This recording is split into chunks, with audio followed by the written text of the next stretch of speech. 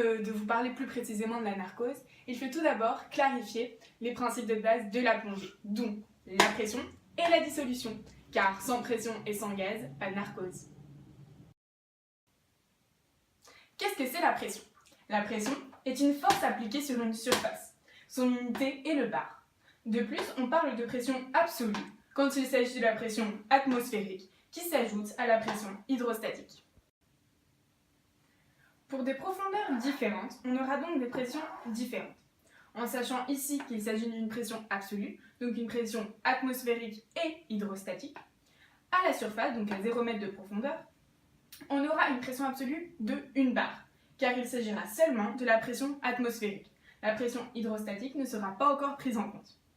À moins 10 m de profondeur, on aura une pression absolue de 2 bars, car il s'agira d'une pression atmosphérique, toujours la même, et d'une pression hydrostatique, pour le passage de 0 m à 10 m de profondeur. Pour moins 20 m de profondeur, on aura une pression absolue de 3 bars, car il s'agira toujours d'une barre de pression atmosphérique, et ici 2 barres de pression hydrostatique, car il s'agira du passage de 0 à 10 m et de 10 m à 20 m. On peut donc constater que plus le plongeur descend, plus la pression augmente. On peut donc aussi constater que la pression absolue sera toujours supérieure à la pression atmosphérique. La pression atmosphérique, comme dit précédemment, est la pression de l'air. L'air est contenu dans les poumons. Puisque la pression absolue est supérieure à la pression de l'air, il faudra faire attention car cette pression pourra contracter les poumons.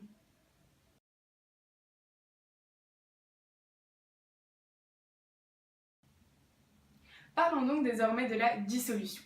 Lorsqu'un gaz est mis en contact avec un liquide, ce gaz est dissous. On parlera donc de tension quand il s'agit de la quantité de gaz dissous dans un liquide.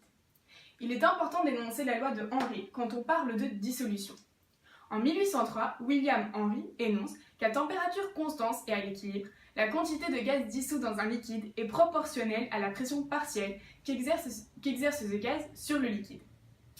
C'est-à-dire que 2 facteurs influencent la dissolution d'un gaz dans un liquide, la pression et la température. On a vu précédemment que plus la profondeur est élevée, plus la pression augmente.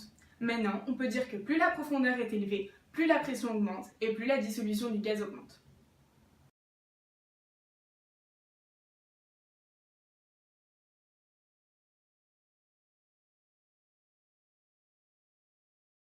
Parlons donc maintenant de ce qu'il se passe dans l'organisme.